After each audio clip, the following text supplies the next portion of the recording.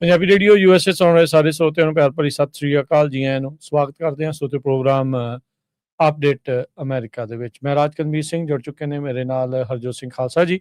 ਹਰਜੋਤ ਸਿੰਘ ਜੀ, ਸਵਾਗਤ ਹੈ, ਸਤਿ ਸ੍ਰੀ ਅਕਾਲ। ਸਤਿ ਸ਼੍ਰੀ ਅਕਾਲ, ਧੰਨਵਾਦ ਜੀ ਆਇਆਂ ਨੂੰ। ਪੰਜਾਬੀ ਰੇਡੀਓ USA ਦੇ ਜਿੰਨੇ ਵੀ ਸਰੋਤੇ ਸਾਡੇ ਸਾਰੇ AM ਸਟੇਸ਼ਨਸ, FM ਸਟੇਸ਼ਨਸ, ਘਰਾਂ ਦੇ ਵਿੱਚ ਰੇਡੀਓ ਸੈਟਸ ਦੇ ਰਾਹੀਂ, ਟੈਲੀਫੋਨ ਦੇ ਰਾਹੀਂ, ਫੇਸਬੁੱਕ, YouTube ਤੇ ਲਾਈਵ ਦੇਖ ਰਹੇ ਹੋ, ਸੁਣ ਰਹੇ ਹੋ, ਸਾਰਿਆਂ ਨੂੰ ਜੀ ਆਇਆਂ ਨੂੰ ਤੇ ਬਹੁਤ ਹੀ ਪਿਆਰ ਤੇ ਸਤਿਕਾਰ ਭਰੀ ਸਤਿ ਸ਼੍ਰੀ ਅਕਾਲ। ਸਰੋਤਿਓ, ਅੱਜ ਅਗਸਤ ਦੀ 14 ਤਰੀਕ ਆ, ਦਿਨ ਸ਼ੁੱਕਰਵਾਰ ਆ। ਤੁਹਾਡੇ ਲਈ ਸ਼ਾਮ ਦਾ ਅਪਡੇਟ ਕੈਲੀਫੋਰਨੀਆ ਪ੍ਰੋਗਰਾਮ ਲੈ ਕੇ ਹਾਜ਼ਰ ਹੋਏ ਹਾਂ। ਸਾਡੇ ਅੱਜ ਦੇ ਇਸ ਪ੍ਰੋਗਰਾਮ ਨੂੰ ਸਪਾਂਸਰ ਕਰਦੇ ਨੇ ਖਾਲਸਾ ਇੰਸ਼ੋਰੈਂਸ ਏਜੰਸੀ, ਜਿਨ੍ਹਾਂ ਦੇ ਕੋਲੋਂ ਹਰ ਇੱਕ ਤਰੀਕੇ ਦੀ ਇੰਸ਼ੋਰੈਂਸ ਤੁਸੀਂ ਕਰਵਾ ਸਕਦੇ ਹੋ। ਇੰਸ਼ੋਰੈਂਸ ਬਾਰੇ ਪਤਾ ਕਰਨ ਲਈ ਕਾਲ ਕਰ ਸਕਦੇ ਹੋ 408-272-2500। Terekiana immigration law firm, US immigration ਦਾ ਹੋਵੇ ਕਿਸੇ ਵੀ ਤਰੀਕੇ ਦਾ ਕੰਮ, call attorney J Terekiana 415-909-0503। Gurbachan Singh Nagra Sacramento, Kulwant Singh Jaspal Kaur Johal, Satnam Singh Tatla Yuba City, Gurdev Singh Sohal, Baljinder Singh, Rishpal Kaur Johal Antelope, Jaswinder Nagra Roseville, Avtar Singh Manzil Clovis, Sarabjit Singh Dhoot Yuba City, Gurnek Singh Bagri Fresno, Paramjit Singh Dakha Berkeley. ਤੇ ਅੱਜ ਦੇ ਪ੍ਰੋਗਰਾਮ ਨੂੰ ਵਿਸ਼ੇਸ਼ ਤੌਰ ਤੇ ਸਪਾਂਸਰ ਕਰਦੇ ਨੇ ਕਿਸਾਨ ਫਾਰਮ ਵਾਲੇ, ਜਿੱਥੇ ਹਰ ਸ਼ਨੀਚਰਵਾਰ ਨੂੰ ਸਵੇਰੇ ਤੁਸੀਂ ਤਾਜ਼ੀਆਂ ਜਿਹੜੀਆਂ ਸਬਜ਼ੀਆਂ ਆ ਜੋ ਕਿ ਸਿੱਧੀਆਂ ਫਾਰਮ ਤੋਂ ਤੋੜ ਕੇ ਉੱਥੇ ਉਪਲਬਧ ਹੁੰਦੀਆਂ, ਤੁਸੀਂ ਉੱਥੋਂ ਬਾਏ ਕਰ ਸਕਦੇ ਆ। ਖੇਤਾਂ ਤੋਂ ਤਾਜ਼ੀਆਂ ਸਬਜ਼ੀਆਂ ਹਰ ਸ਼ਨੀਚਰਵਾਰ ਨੂੰ ਕਿਸਾਨ ਫਾਰਮ 7580 ਸਾਊਥ ਮੇਪਲ ਐਵੀਨਿਊ ਫਰੈਜ਼ਨੋ ਤੋਂ ਬਾਏ ਕਰ ਸਕਦੇ ਹੋ। ਸਵੇਰੇ 8 ਤੋਂ ਜਿਹੜੇ ਜੀ ਸ਼ਾਮ 4 ਵਜੇ ਤੱਕ ਇਹ ਓਪਨ ਹੁੰਦੇ ਨੇ ਤੇ ਸਥਾਨਕ ਕਿਸਾਨਾਂ ਦਾ ਜਿਹੜਾ ਉਹ ਸਾਰਿਆਂ ਨੂੰ ਸਾਥ ਦੇਣਾ ਚਾਹੀਦਾ। ਸੋ ਵੱਧ ਤੋਂ ਵੱਧ ਜੇ ਤੁਸੀਂ ਤਾਜ਼ੀਆਂ ਇਸ ਟਾਈਮ ਗਰਮੀ ਦੀਆਂ ਸਬਜ਼ੀਆਂ ਬਾਏ ਕਰਨੀਆਂ ਚਾਹੁੰਦੇ ਆ, ਇਹਨਾਂ ਦੇ ਖੇਤ 7580 ਸਾਊਥ ਮੇਪਲ ਐਵੀਨਿਊ ਫਰੈਜ਼ਨੋ ਵਿਖੇ ਹਰ ਸ਼ਨੀਚਰਵਾਰ ਨੂੰ ਜਿਹੜਾ ਤੁਸੀਂ ਜਾ ਸਕਦੇ ਆ 8 ਤੋਂ 4 ਵਜੇ ਤੱਕ।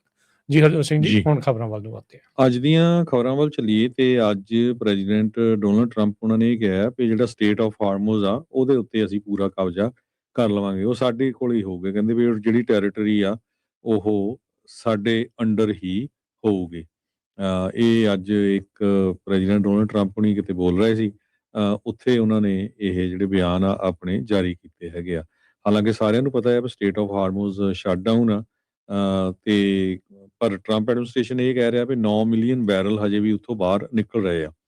ਇਸ ਟਵੀਟ ਤੋਂ ਬਾਅਦ ਜਿਹੜੇ ਈਰਾਨ ਵਾਲੇ ਆ ਉਹਨਾਂ ਨੇ ਇਹ ਕਿਹਾ ਵੀ ਇਹ ਜੇ ਉਹ ਟਰੰਪ ਉਹਨਾਂ ਨੇ ਇਹ ਕਿਹਾ ਵੀ ਸਟੇਟ ਆਫ ਹਾਰਮੋਜ਼ ਉਹਨਾਂ ਦੇ ਕਬਜ਼ੇ ਦੇ ਅੰਡਰ ਆ ਤੇ ਉਹ ਉਹਨਾਂ ਦੀ ਟੈਰੀਟਰੀ, ਕਹਿੰਦੇ ਵੀ ਇਹ ਟਵਿੱਟਰ ਦੇ ਉੱਤੇ ਹੀ ਆ ਪਰ ਹੈ ਸਾਡੇ ਕੋਲ ਹੀ ਆ। ਕਹਿੰਦੇ ਟਵਿੱਟਰ ਦੇ ਉੱਤੇ ਤੁਸੀਂ ਕਿਸੇ ਕੰਟਰੀ ਨੂੰ ਜਾਂ ਕੰਟਰੀ ਦੇ ਹਿੱਸੇ ਨੂੰ ਆਪਣੇ ਕਬਜ਼ੇ ਦੇ ਵਿੱਚ ਨਹੀਂ ਲੈ ਸਕਦੇ ਹੈਗੇ। ਜੀ ਬਿਲਕੁਲ। ਤੇ ਰਾਸ਼ਟਰਪਤੀ ਟਰੰਪ ਨੇ ਜਿਹੜੇ USS Abraham Lincoln aircraft carrier ਆ ਉਸ ਦੇ ਉੱਤੇ ਜਿਹੜੇ ਸੇਲਰਸ ਦੀ ਮੈਂਟਲ ਹੈਲਥ ਆ ਉਹਦੀਆਂ ਚਿੰਤਾਵਾਂ ਨੂੰ ਜਿਹੜਾ ਉਹ ਡਿਸਮਿਸ ਕੀਤਾ ਆ। ਉਹ ਕਹਿੰਦੇ ਵੀ ਕੋਈ ਇੱਦਾਂ ਦੀ ਚੱਕਰ ਹੀ ਨਹੀਂ ਹੈਗਾ।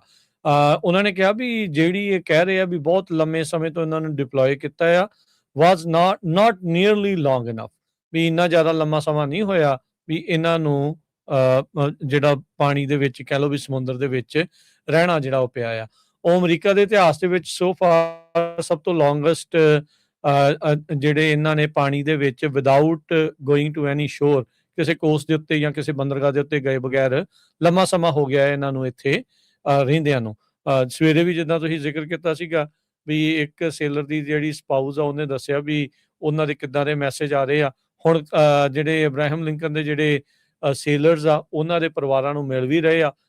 ਉਹ ਪਰਿਵਾਰ ਵਾਲੇ ਹੀ ਇਸ ਟਾਈਮ ਇਸ ਜਿਹੜੇ ਕਹਿ ਲਓ ਵੀ ਗੱਲ ਨੂੰ ਅੱਗੇ ਚੁੱਕ ਰਹੇ ਨੇ ਵੀ ਇਹਨਾਂ ਨੂੰ ਇਹ ਸਮੱਸਿਆਵਾਂ ਦਾ ਸਾਹਮਣਾ ਕਰਨਾ ਪੈ ਰਿਹਾ ਆ।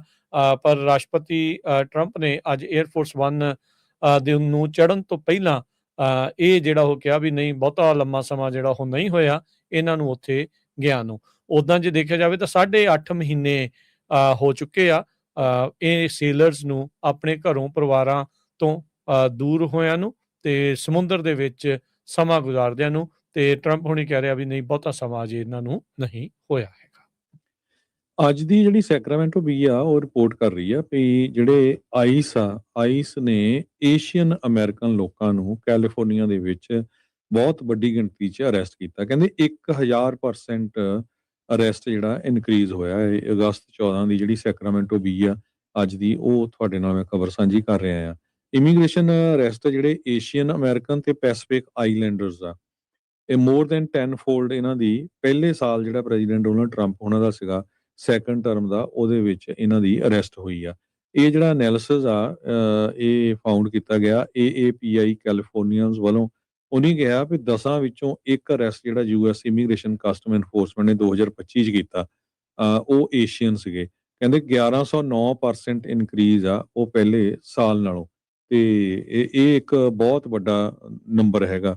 ਕੈਲੀਫੋਰਨੀਆ ਦੇ ਵਿੱਚ ਬਹੁਤ ਸਾਰੇ ਜਿਹੜੇ ਸ਼ਹਿਰ ਆ ਉੱਥੇ ਕਹਿੰਦੇ ਹਾਈ ਪ੍ਰੋਫਾਈਲ ਇਮੀਗ੍ਰੇਸ਼ਨ ਆਪਰੇਸ਼ਨਸ ਹੋਏ ਆ ਪਿਛਲੇ ਸਾਲ ਆਈਸ ਤੇ US ਕਸਟਮ ਤੇ ਬਾਰਡਰ ਪ੍ਰੋਟੈਕਸ਼ਨ ਵੱਲੋਂ, ਜਿਨ੍ਹਾਂ ਨੂੰ ਬਾਰਡਰ ਪੈਟਰੋਲ ਵੀ ਕਿਹਾ ਜਾਂਦਾ ਹੈ। ਇਮੀਗ੍ਰੇਸ਼ਨ ਐਨਫੋਰਸਮੈਂਟ ਆਪਰੇਸ਼ਨਸ ਮੋਸਟਲੀ ਕਹਿੰਦੇ ਟਾਰਗੇਟਡ ਤੇ ਲੈਸ ਪਬਲਿਸਾਈਜ਼ਡ ਇਨ 2026। ਸੋ 25 ਦੇ ਵਿੱਚ ਰੌਲਾ ਬਹੁਤ ਪੈਂਦਾ ਸੀ ਜੀ, LA 'ਚ ਆ ਗਿਆ, ਬੇ ਏਰੀਏ 'ਚ ਆ ਗਿਆ, ਇਮੀਗ੍ਰੇਸ਼ਨ ਇੱਥੇ ਆ ਗਿਆ, ਪਰ ਇਸ ਸਾਲ ਕੋਈ ਰੌਲਾ ਨਹੀਂ ਪਾ ਰਹੇ। ਉਹ ਚੁੱਪ ਚਪੀਤੇ ਜਿਹੜਾ ਆ ਉਹ ਐਕਸ਼ਨ ਕਰ ਰਹੇ ਹੈਗੇ ਆ। ਕੈਲੀਫੋਰਨੀਆ ਦੇ ਵਿੱਚ 7.2 ਮਿਲੀਅਨ ਏਸ਼ੀਅਨ ਅਮਰੀਕਨ ਆ। ਟੋਟਲ ਕੈਲੀਫੋਰਨੀਆ ਦੀ ਪੋਪੂਲੇਸ਼ਨ 39 ਮਿਲੀਅਨ ਦੇ ਕਰੀਬ ਆ, ਜਿਨ੍ਹਾਂ ਦੇ ਵਿੱਚ ਨੇਟਿਵ ਹਵਾਈਅਨਸ ਵੀ ਆ, ਪੈਸੀਫਿਕ ਆਈਲੈਂਡਰਸ ਵੀ ਆ, ਏਸ਼ੀਅਨਸ ਵੀ ਆ। 30% ਨੇਸ਼ਨ ਦਾ ਜਿਹੜਾ ਟੋਟਲ AAPI ਪੋਪੂਲੇਸ਼ਨ ਆ। 3000 ਕਹਿੰਦੇ AAPI ਇੰਡੀਵਿਜੂਅਲਸ ਉਹ ਅਰੈਸਟ ਹੋਏ ਸੀ ਆਈਸ ਦੇ ਦੌਰਾਨ ਸਨ 2025 ਦੇ ਵਿੱਚ। ਸੋ ਇਹਨਾਂ 'ਚ ਪਹਿਲੇ ਨੰਬਰ ਤੇ ਕਹਿੰਦੇ ਇੰਡੀਆ ਤੋਂ ਸੀ, ਫਿਰ ਚਾਈਨਾ, ਵੀਅਤਨਾਮ, ਅਰਮੀਨੀਆ ਤੇ ਲਾਓਸ। ਸੋ 56% ਜਿਹੜੇ ਆ AAPI ਕੈਲੀਫੋਰਨੀਆ ਅਰੈਸਟਡ ਜੋ ਆਈਸ ਦੇ ਥਰੂ ਹੋਏ ਆ, ਉਹਨਾਂ ਦਾ ਕੋਈ ਕ੍ਰਿਮੀਨਲ ਰੈਕੋਰਡ ਨਹੀਂ ਸੀ, ਇਹ ਜੋ ਕਿ 19% ਅਪ ਆ 2024 ਨਾਲੋਂ। ਸੋ ਕਹਿੰਦੇ ਟਰੰਪ ਉਹਨਾਂ ਨੇ ਤਾਂ ਇਹ ਕਿਹਾ ਸੀ ਵੀ ਹਰ ਵਾਰ ਵੀ ਵਰਸਟ ਆਫ ਦਾ ਵਰਸਟ ਜਿਹੜੇ ਆ ਆਪਾਂ ਅਰੈਸਟ ਕਰਨੇ ਆ, ਪਰ ਇਹਦੇ ਵਿੱਚੋਂ 56% ਉਹ ਲੋਕ ਸੀ ਜਿਨ੍ਹਾਂ ਦਾ ਕੋਈ ਵੀ ਕ੍ਰਿਮੀਨਲ ਰੈਕੋਰਡ ਨਹੀਂ ਸੀ। 70% ਜੋ ਅਰੈਸਟ ਹੋਏ ਆ ਇਮੀਗ੍ਰੇਸ਼ਨ ਡਿਟੈਂਸ਼ਨ ਸੈਂਟਰਸ ਦੇ ਵਿੱਚ, ਉਹਨਾਂ ਦਾ ਕੋਈ ਕਿਸੇ ਤਰ੍ਹਾਂ ਦੀ ਕਨਵਿਕਸ਼ਨ ਵੀ ਨਹੀਂ ਹੈਗੀ।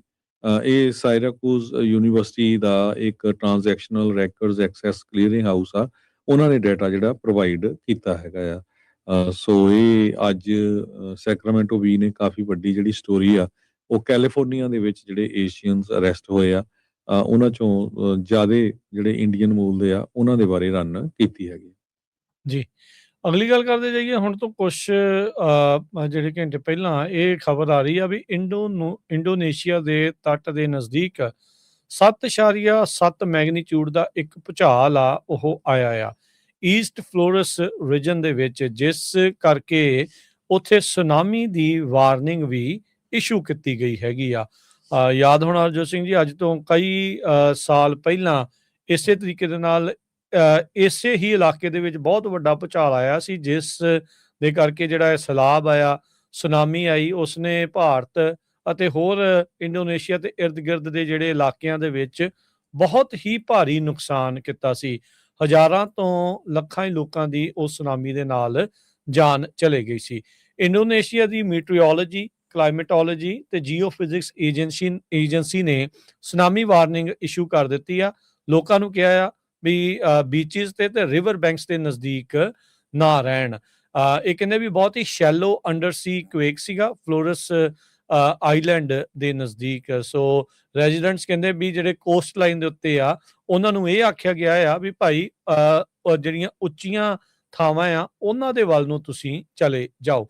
ਜਿਹੜਾ ਇਨੀਸ਼ੀਅਲ ਭੂਚਾਲ ਆਇਆ 7.7 ਤੀਬਰਤਾ ਦਾ, ਉਸ ਤੋਂ ਬਾਅਦ 'ਚ 2 ਹੋਰ ਛੋਟੇ ਆਫਟਰ ਸ਼ੌਕ ਵੀ ਆਏ ਆ। ਰੀਸੈਂਟਲੀ ਆਪਾਂ ਦੇਖ ਰਹੇ ਹਾਂ ਜੋਤ ਸਿੰਘ ਜੀ ਵੀ ਪਿਛਲੇ ਕੁਛ ਕੁ ਹੀ ਹਫ਼ਤਿਆਂ ਜਾਂ ਮਹੀਨੇ ਦੇ ਵਿੱਚ ਬਹੁਤ ਵੱਡੇ ਵੱਡੇ ਜਿਹੜੇ ਭੂਚਾਲ ਆ, ਚਾਹੇ ਉਹ ਵੈਨੀਜ਼ੁਏਲਾ ਆ, ਫਿਰ ਬਾਅਦ 'ਚ ਕੋਲੰਬੀਆ ਦੇ ਵਿੱਚ ਦੇਖਿਆ, ਆ ਹੁਣ ਇੰਡੋਨੇਸ਼ੀਆ ਦੇ ਵਿੱਚ ਇਹ ਭੂਚਾਲ ਜਿਹੜੇ ਉਹ ਆਏ ਹੈਗੇ ਆ। ਸੋ ਇਹਦਾ ਕੀ ਜਿਹੜਾ ਉਹ ਅਸਰ ਹੋਊਗਾ, ਇਹ ਦੇਖਣ ਵਾਲੀ ਜਿਹੜੀ ਉਹ ਗੱਲ ਹੋਊਗੀ। 1992 ਦੇ ਵਿੱਚ ਵੀ ਇੱਕ 7 ਮੈਗਨੀਚਿਊਡ ਦਾ ਜਿਹੜਾ ਭੂਚਾਲ ਆਇਆ ਸੀਗਾ, ਉਹਦੇ ਕਰਕੇ 2500 ਲੋਕ ਫਲੋਰਸ ਇਹੀ ਜਿਹੜੇ ਆਈਲੈਂਡ ਆ ਉਸ ਦੇ ਇਰਦ ਗਿਰਦ ਜਿਹੜੇ ਉਹ ਆਏ ਸੀਗੇ, ਮੌਤ ਜਿਹੜੀ ਉਹ ਹੋਈ ਸੀ। ਆਸਟ੍ਰੇਲੀਆ ਦੇ ਜਿਹੜੇ ਸੁਨਾਮੀ ਵਾਰਨਿੰਗ ਸੈਂਟਰ ਆ ਉਹਨਾਂ ਨੇ ਇਸ ਅੰਡਰ ਸੀ ਅਰਥਕੁਏਕ ਦੇ ਕਰਕੇ ਕੋਈ ਸੁਨਾਮੀ ਥ੍ਰੈਟ ਆਸਟ੍ਰੇਲੀਅਨ ਮਿਡਲੈਂਡ ਦੇ ਲਈ, ਮੇਨਲੈਂਡ ਦੇ ਲਈ ਤੇ ਆਈਲੈਂਡ ਟੈਰੀਟਰੀਜ਼ ਦੇ ਲਈ ਨਹੀਂ ਐਲਾਨਿਆ ਹੈਗਾ।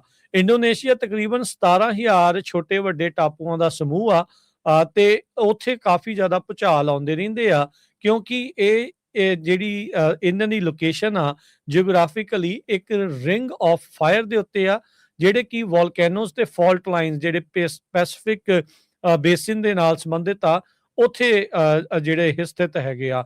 ਸੋ ਹੁਣ ਇੱਕ ਵੱਡਾ ਭੂਚਾਲ 7.7 ਤੀਬਰਤਾ ਦਾ ਜਿਹੜਾ ਉਹ ਆਇਆ ਆ, ਤੇ ਦੇਖਦੇ ਆ ਵੀ ਇਸ ਦੇ ਨਾਲ ਕੀ ਅੱਗੇ ਜਿਹੜਾ ਉਹ ਬਣਦਾ ਹੈ। ਸੋ ਫਾਰ ਸਰਕਾਰ ਦੇ ਦੁਆਰਾ, ਅਧਿਕਾਰੀਆਂ ਦੇ ਦੁਆਰਾ ਕੁਝ ਵੀ ਨਹੀਂ ਦੱਸਿਆ ਗਿਆ ਵੀ ਇਸ ਭੂਚਾਲ ਦੇ ਨਾਲ ਕਿੰਨੀਆਂ ਬਿਲਡਿੰਗਸ ਡੈਮੇਜ ਹੋਈਆਂ ਆ ਜਾਂ ਕਿਤੇ ਕਿਸੇ ਤਰੀਕੇ ਦਾ ਕੋਈ ਹੋਰ ਨੁਕਸਾਨ ਜਾਨੀ ਜਾਂ ਮਾਲੀ ਹੋਇਆ ਆ। ਅਗਲੀ ਖਬਰ ਵੀ ਸੈਕਰਾਮੈਂਟੋ ਤੋਂ ਆ ਰਹੀ ਹੈ। ਸੈਕਰਾਮੈਂਟੋ ਦੇ ਵਿੱਚ ਕਹਿੰਦੇ ਵੀ ਕੁਛ ਆਈਸ ਦੇ ਏਜੰਟ ਜਿਹੜੇ ਆਰਮਡ ਸੀਗੇ, ਉਹ ਇੱਕ ਲਾ ਫਰਮ ਦੇ ਵਿੱਚ ਐਂਟਰ ਕਰ ਗਏ। ਕਾਫੀ ਵੱਡੀ ਗਿਣਤੀ 'ਚ ਆਏ ਹੋਏ ਸੀ, ਤੇ ਜਿਹੜੇ EMPLOYEE ਸੀਗੇ ਨਾਰਥ ਨਟੋਮਸ ਲਾ ਫਰਮ ਦੇ, ਜੋ ਕਿ ਡੈਂਟਿਸਟਰੀ ਆਫਿਸ ਦੇ ਲਾਗੇ ਛਾਗੇ ਹੀ ਆ, ਕਹਿੰਦੇ ਵੀ 4 ਕਾਰਾਂ ਦੇ ਵਿੱਚ ਉਹ ਆਏ, ਤੇ ਉਹਨਾਂ ਨੇ ਕਿਹਾ ਵੀ ਸਾਨੂੰ ਵਾਸ਼ਿੰਗਟਨ DC ਤੋਂ ਲਿਸਟ ਮਿਲੀ ਹੈਗੀ ਆ। ਇਸ ਬਿਲਡਿੰਗ ਦੇ ਐਡਰੈਸ ਦੇ ਉੱਤੇ ਕਈ ਲੋਕਾਂ ਦੇ ਜਿਹੜੇ ਮੇਲਿੰਗ ਐਡਰੈਸ ਸ਼ੋ ਹੋ ਰਹੇ ਹੈਗੇ ਆ। ਆਈਸ ਏਜੰਟ ਨੇ ਕਿਹਾ ਵੀ ਅਸੀਂ ਆਫਿਸ ਦਾ ਟੂਰ ਲੈਣਾ ਆ, ਵੀ ਇੱਥੇ ਕੋਈ ਬੈੱਡ ਵਗੈਰਾ ਤਾਂ ਨਹੀਂ ਲੱਗੇ ਹੋਏ ਹੈਗੇ। ਉਹ ਤੋਂ ਬਾਅਦ ਉਹਨਾਂ ਨੂੰ ਜਿਹੜਾ ਉੱਥੋਂ ਜਾਣਾ ਪਿਆ, ਕਿਉਂਕਿ ਜਿਹੜੇ ਵਕੀਲ ਸੀ ਉਹਨੇ ਕਿਹਾ ਵੀ ਭਾਈ ਆਪਣੇ ਵਾਰੰਟ ਲਿਆਓ। ਵਾਰੰਟ ਉਹਨਾਂ ਕੋਲ ਕਿਸੇ ਤਰ੍ਹਾਂ ਦੇ ਹੈ ਨਹੀਂ ਸੀ। ਸੋ ਪ੍ਰੈਜ਼ੀਡੈਂਟ ਡੋਨਲਡ ਟਰੰਪ ਉਹਨਾਂ ਦੀ ਸੈਕੰਡ ਟਰਮ ਦੇ ਵਿੱਚ ਫੈਡਰਲ ਇਮੀਗ੍ਰੇਸ਼ਨ ਆਫੀਸ਼ੀਅਲਸ ਜਿਹੜੇ ਆ ਵੱਖ-ਵੱਖ ਕਹਿੰਦੇ ਅਨਪ੍ਰੈਸੀਡੈਂਟਡ ਟੈਕਟਿਕਸ ਯੂਜ਼ ਕਰ ਰਹੇ ਹੈਗੇ ਆ ਕ੍ਰੈਕ ਡਾਊਨ ਲਈ, ਬੋਥ ਅਨਡਾਕੂਮੈਂਟਡ ਇਮੀਗ੍ਰੈਂਟਸ ਤੇ ਜਿਹੜੇ ਇੰਡੀਵਿਜੂਅਲਸ ਹੈਗੇ ਆ ਜੋ ਲੀਗਲ ਪਾਥਵੇਜ਼ ਨੂੰ ਫੋਲੋ ਕਰ ਰਹੇ ਆ। ਪਰ UC ਡੇਵਿਸ ਦੇ ਪ੍ਰੋਫੈਸਰ ਕੈਬਨ ਜੌਨਸਨ ਨੇ ਕਿਹਾ, ਜੋ ਕਿ ਇਮੀਗ੍ਰੇਸ਼ਨ ਲਾ ਤੇ ਰਾਈਟਸ ਦੇ ਐਕਸਪਰਟ ਹੈਗੇ ਆ, ਵੀ ਮੈਂ ਕਦੇ ਇਦਾਂ ਸੁਣਿਆ ਨਹੀਂ ਸੀ ਵੀ ਕੋਈ ਲਾ ਫਰਮ ਦੇ ਵਿੱਚ ਜਿਹੜਾ ਆ ਧੱਕੇ ਦੇ ਨਾਲ ਇਮੀਗ੍ਰੇਸ਼ਨ ਐਨਫੋਰਸਮੈਂਟ ਵਾਲੇ ਐਂਟਰ ਹੋ ਜਾਣ। ਕਹਿੰਦੇ ਵੀ ਤੁਹਾਨੂੰ ਕੋਈ ਐਵੀਡੈਂਸ ਕਲੈਕਟ ਕਰਨਾ ਜਾਂ ਇਨਫੋਰਮੇਸ਼ਨ ਕਿਸੇ ਅਨਡਾਕੂਮੈਂਟਡ ਲੋਕਾਂ ਲਈ ਲੈਣੀ ਆ, ਤਾਂ ਤੁਹਾਡੇ ਲਈ ਵਾਰੰਟ ਲੈਣਾ ਬਹੁਤ ਜ਼ਰੂਰੀ ਹੈਗਾ ਆ।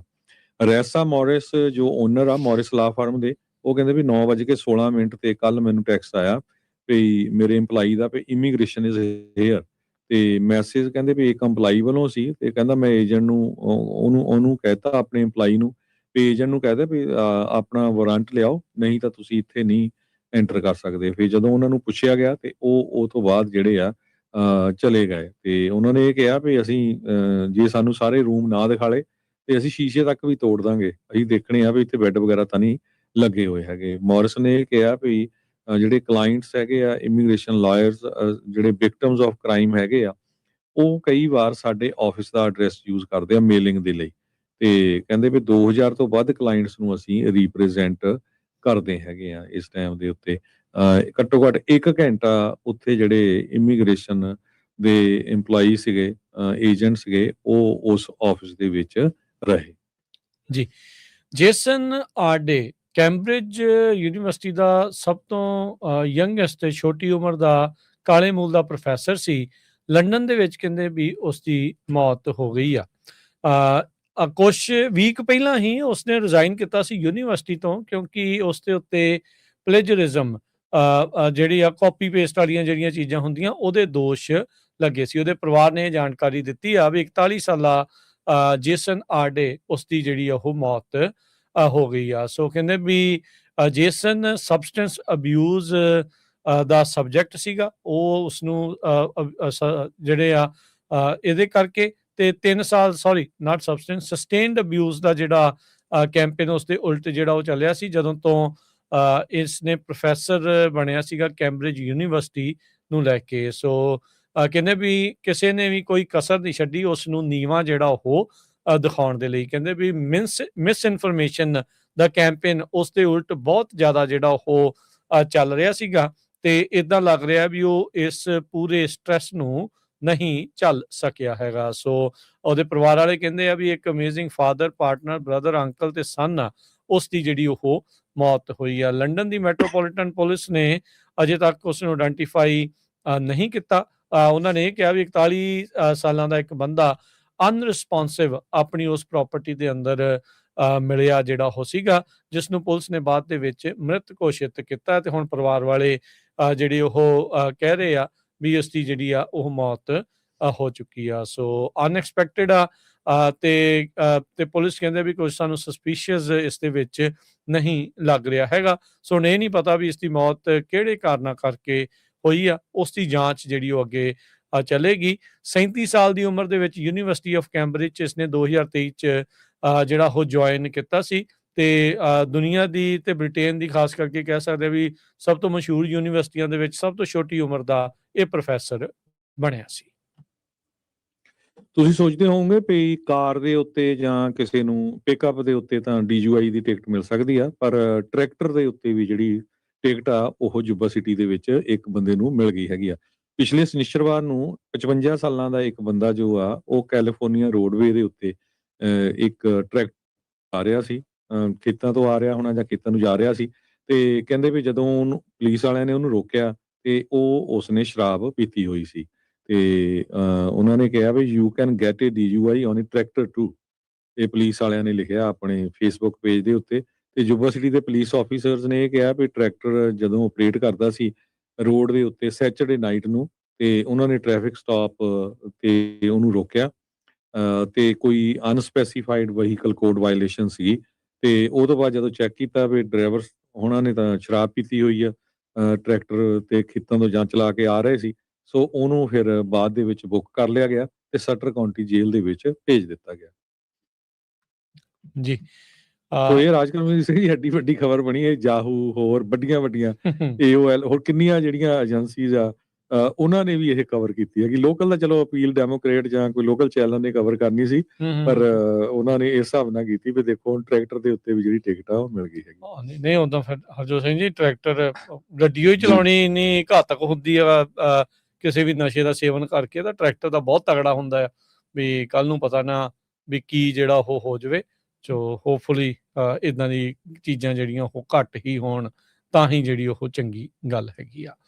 ਅਗਲੀ ਜਿਹੜੀ ਹਰਜੋਤ ਸਿੰਘ ਦੀ ਗੱਲ ਕਰਦੇ ਜਾਈਏ, ਕੈਲੀਫੋਰਨੀਆ ਦੀ ਜਿਹੜੀ ਔਰਤਾਂ ਦੀ ਪ੍ਰਿਜ਼ਨ ਆ ਉਹਨੂੰ ਲੈ ਕੇ ਜਿਹੜੀਆਂ ਰਿਪੋਰਟਸ ਕੁਝ ਸਾਹਮਣੇ ਆ ਰਹੀਆਂ ਆ, ਜਿਹਦੇ ਵਿੱਚ ਇਹ ਦਾਅਵਾ ਹੈਗਾ ਆ ਵੀ ਜਿਹੜੀਆਂ ਉੱਥੇ ਦੀਆਂ ਇਨਮੇਟਸ ਆ ਉਹਨਾਂ ਨੂੰ ਜਿਹੜਾ ਸੈਕਸ਼ੂਅਲ ਅਬਿਊਜ਼ ਉੱਥੋਂ ਦੇ ਹੀ ਸਟਾਫ ਦੁਆਰਾ ਜੋ ਕੀਤਾ ਜਾ ਰਿਹਾ ਸੀ ਉਹਨਾਂ ਨੂੰ ਬਚਾਉਣ ਤੋਂ ਨਾਕਾਮਯਾਬ ਰਹੇ ਆ ਕੈਲੀਫੋਰਨੀਆ ਦੀ ਔਰਤਾਂ ਦੀ ਪ੍ਰਿਜ਼ਨ ਵਾਲੇ।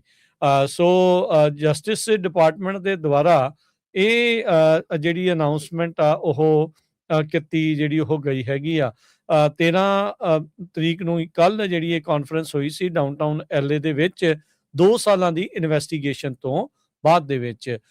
California Institution for Women in Chino, Central California Women's Facility in Chowchilla, California Department of Correction and Rehabilitation ਦੀਆਂ ਜਿਹੜੀਆਂ ਫੈਸਿਲਿਟੀਜ਼ ਦੇ ਵਿੱਚ ਕਹਿੰਦੇ ਇਹ ਦੇਖਿਆ ਗਿਆ ਤੇ 8ਵੀਂ ਤੇ ਜਿਹੜੀ 14ਵੀਂ ਅਮੈਂਡਮੈਂਟ ਆ ਉਸ ਦੀ ਉਲੰਘਣਾ ਜਿਹੜੀ ਆ ਉਹ ਕੀਤੀ ਗਈ ਆ। ਕਹਿੰਦੇ ਕਰੂਅਲ ਤੇ ਅਨਯੂਜੂਅਲ ਪਨਿਸ਼ਮੈਂਟਸ ਉਹ ਦਿੱਤੀਆਂ ਗਈਆਂ ਹੈਗੀਆਂ ਆ ਇਹਨਾਂ ਜਿਹੜੀਆਂ ਔਰਤ ਕੈਦੀਆਂ ਨੂੰ। ਕਹਿੰਦੇ ਵੀ ਚਾਹੇ ਕੋਈ ਕੈਦੀ ਹੋਵੇ ਪਰ ਉਹਨਾਂ ਦੇ ਨਾਲ ਇਹਦਾ ਮਤਲਬ ਇਹ ਨਹੀਂ ਵੀ ਜਿਹੜਾ ਤੁਸੀਂ ਇੰਨਾ ਦੁਰਵਿਵਹਾਰ ਕਰਨਾ ਹੈਗਾ ਆ। ਸੋ ਇਹਦੇ ਬਾਰੇ ਜਿਹੜੀ assistant attorney general civil rights ਦੇ ਹਰਮੀਤ ਢਿੱਲੋਂ ਉਹਨਾਂ ਨੇ first assistant US attorney Bill Essayli ਦੇ ਨਾਲ ਮਿਲ ਕੇ ਇਹ ਜਿਹੜੀ ਇਨਵੈਸਟੀਗੇਸ਼ਨ ਦੀਆਂ ਫਾਈਂਡਿੰਗਸ ਆ ਉਹ ਪੇਸ਼ ਕੀਤੀਆਂ ਹੈਗੀਆਂ ਆ ਵੀ ਕੈਲੀਫੋਰਨੀਆ ਦੀਆਂ ਔਰਤ ਪ੍ਰਿਜ਼ਨਸ ਦੇ ਵਿੱਚ ਉਹਨਾਂ ਨੂੰ ਸੈਕਸ਼ੂਅਲ ਅਬਿਊਜ਼ ਤੋਂ ਜਿਹੜਾ ਸਟਾਫ ਦੁਆਰਾ ਹੋ ਰਿਹਾ ਸੀ ਉਹਨਾਂ ਤੋਂ ਨਹੀਂ ਬਚਾਇਆ ਜਾ ਸਕਿਆ। ਬੇਕਰਸਫੀਲਡ ਦੀ ਸਿਟੀ ਕਾਫੀ ਡਿਵਾਈਡਡ ਰਹੀ। ਉੱਥੇ ਮੀਟਿੰਗ ਸੀਗੀ ਸਿਟੀ ਕਾਉਂਸਲ ਦੇ ਵਿੱਚ ਤੇ ਉਹਨਾਂ ਨੇ ਬੇਕਰਸਫੀਲਡ ਸ਼ਹਿਰ ਨੂੰ ਸੈਂਕਚੁਰੀ ਸਿਟੀ ਡਿਕਲੇਅਰ ਕਰਨਾ ਸੀ, ਪਰ ਜਿਹੜਾ ਸਿਟੀ ਦਾ ਸਟਾਫ ਆ ਕਹਿੰਦੇ ਵੀ ਉਹ ਨਹੀਂ ਕਰ ਸਕਿਆ ਕਿਉਂਕਿ ਕਾਫੀ ਜ਼ਿਆਦਾ ਜਿਹੜੇ ਮਿਕਸਡ ਰਿਐਕਸ਼ਨ ਮਿਲੇ ਹੈਗੇ ਆ। ਜੈਕ ਵਸ਼ਰੀਤ ਕਰਕੇ ਉਹਨਾਂ ਨੇ ਇਹ ਕਿਹਾ ਵੀ ਜੋ ਅਗਸਤ 5 ਨੂੰ ਇਹ ਮੀਟਿੰਗ ਹੋਈ ਸੀ, ਮੈਨੂਅਲ ਰੈਮਰੇਜ਼ ਇਹ ਡੈਮੋਕ੍ਰੇਟ ਆ, ਉਹਨਾਂ ਨੇ ਕਿਹਾ ਵੀ ਇਹ ਡਿਸੀਜਨ ਬੜਾ ਸ਼ੌਕਿੰਗ ਆ। ਮੈਂ ਖੁਦ ਇਮੀਗ੍ਰੈਂਟ ਆ ਤੇ ਮੈਨੂੰ ਲੱਗਦਾ ਸੀ ਵੀ ਮੇਰੇ ਸ਼ਹਿਰ ਦੇ ਵਿੱਚ ਬਹੁਤ ਸਾਰੇ ਇਮੀਗ੍ਰੈਂਟਸ ਹੈਗੇ ਆ, ਮੈਜੋਰਟੀ 'ਚ ਤੇ ਜਿਹੜਾ ਸਿਟੀ ਆ ਉਹ ਇਮੀਗ੍ਰੈਂਟਸ ਦੇ ਹੱਕ ਦੇ ਵਿੱਚ ਹੋਊਗਾ ਵੀ ਇਹ ਸੈਂਕਚੁਰੀ ਸਿਟੀ ਹੋਊਗੀ। ਪਰ ਜਿਹੜਾ ਸਿਟੀ ਕੌਂਸਲ ਨੇ ਜਿਹੜਾ ਡਿਸੀਜਨ ਆ ਉਹ ਇਹਦੇ ਉਲਟ ਦਿੱਤਾ।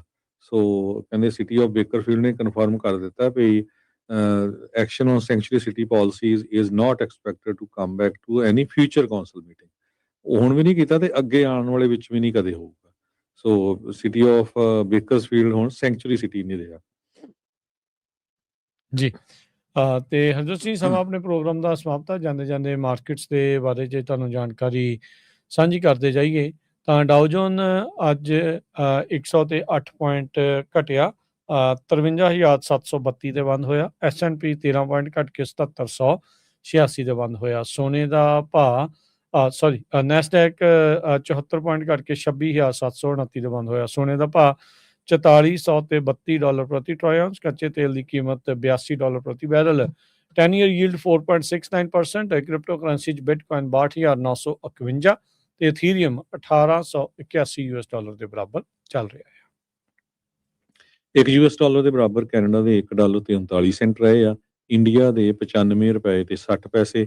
ਪਾਕਿਸਤਾਨ ਦੇ 277 ਰੁਪਏ ਤੇ 63 ਪੈਸੇ। ਇੱਥੇ ਪ੍ਰੋਗਰਾਮ ਦੀ ਸਮਾਪਤੀ ਮੇਰੇ ਰਾਜਕਮਲ ਸਿੰਘ ਵੱਲੋਂ ਤੇ ਹਰਜੋਤ ਸਿੰਘ ਵੱਲੋਂ ਸਭ ਨੂੰ ਪਿਆਰ ਸਤਿਕਾਰ ਸੈਨੀ ਕੀ ਜਹੀ ਸਤਿ ਸ੍ਰੀ ਸਤਿ ਅਕਾਲ। ਸ੍ਰੀ ਅਕਾਲ। ਯੂਨੀਵਰਸਿਟੀ ਵਾਸਤੇ ਖੇਲਦੇ ਰਹੋ, ਸੁਣਦੇ ਰਹੋ, ਦੇਖਦੇ ਰਹੋ ਪੰਜਾਬੀ ਰੇਡੀਓ US।